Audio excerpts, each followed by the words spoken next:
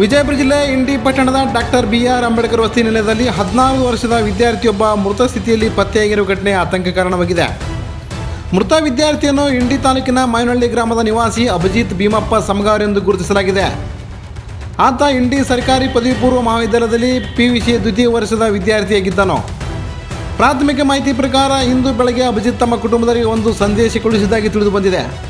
ಬಳಿಕ ವಸತಿ ನಿಲಯದಲ್ಲಿ ಮೃತ ಸ್ಥಿತಿಯಲ್ಲಿ ಪತ್ತೆಯಾಗಿದ್ದಾನೆ. ಸುದ್ದಿ ತಿಳಿದಿದ್ದಂತೆ ಪೊಲೀಸರು ಸ್ಥಳಕ್ಕೆ ಭೇಟಿ ನೀಡಿ ಪರಿಶೀಲನೆ ನಡೆಸಿದ್ದು ಪ್ರಕರಣ ದಾಖಲಿಸಿಕೊಂಡು ತನಿಖೆ ಮುಂದುವರಿಸಿದ್ದಾರೆ. ವಿದ್ಯಾರ್ಥಿ ಸಾವಿಗೆ ನಿಖರ ಕಾರಣವೆಂಬುದು ತನಿಖೆ ಪೂರ್ಣಗೊಂಡ ನಂತರ ಸ್ಪಷ್ಟವಾಗಲಿದೆ. ಈ ದುರ್ಘಟನೆ ವಿದ್ಯಾರ್ಥಿ ಕುಟುಂಬದವರಲ್ಲಿ ಹಾಗೂ ಸ್ಥಳೀಯರಲ್ಲಿ ತೀವ್ರ ದುಃಖ ಮತ್ತು ಆತಂಕವನ್ನು ಉಂಟುಮಾಡಿದೆ. ಈ ಪ್ರಕರಣ ಕುರಿತು ಹೆಚ್ಚಿನ ಮಾಹಿತಿ ಲಭ್ಯವಾಗುತ್ತಿದ್ದಂತೆ ವಾಯ್ಸ್ ಆಫ್ ಜನತಾ ಮೂಲಕ ನಿಮಗೆ ತಲುಪಿಸುತ್ತೇವೆ.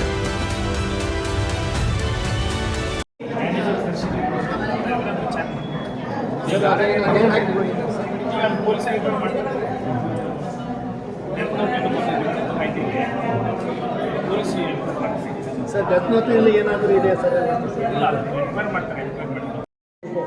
ಈಗ ನಾವು ಯಾರು ಹೊರಗಿನ ಹೇಳೋಕ್ಕಿಲ್ಲ. ನೀನು ನಿನ್ನ ಮೇಲೆ ಡಿಪೆಂಡ್ ಇರ್ತದೆ. ಅದು ನೀವು ಎಲ್ಲ ಕೂಡ ಅರ್ಥ ವಿಚಾರ ಮಾಡ್ಕೊಂಡು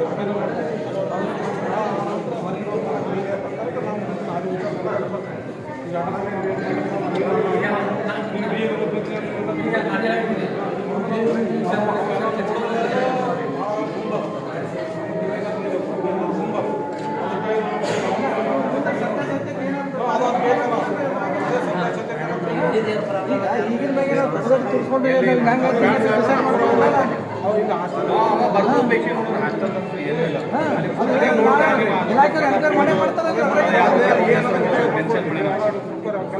ತಿಳ್ಕೊಂಡು ನಾವು ಎಮೋಷನಲ್ ಏನೋ ಒಂದು ಡಿಸಿಷನ್ ಏನು ನಿರ್ಣಯ ಇಲ್ಲ ಅಂತಂದ್ರೆ ಘಟಕದಲ್ಲಿ ವಿದ್ಯಾರ್ಥಿಗಳು ಅದಾರ ಇಲ್ಲ ಅಂತ ಹೊರಗಡೆ ಹಾಕುವಂಥದ್ದು ಜವಾಬ್ದಾರಿ ಇರ್ತದೆ.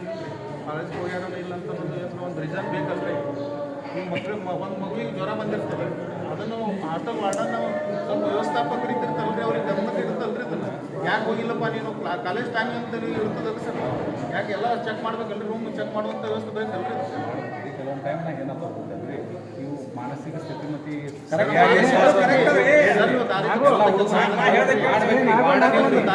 ಕೆಲಸ ಅವ್ರು ಹೇಳಕ್ಕಂತಾರಲ್ಲ ಹಾಸ್ಟೆಲ್ದಲ್ಲಿ ನೋಡ್ಬೇಕಂತೇಳಿ.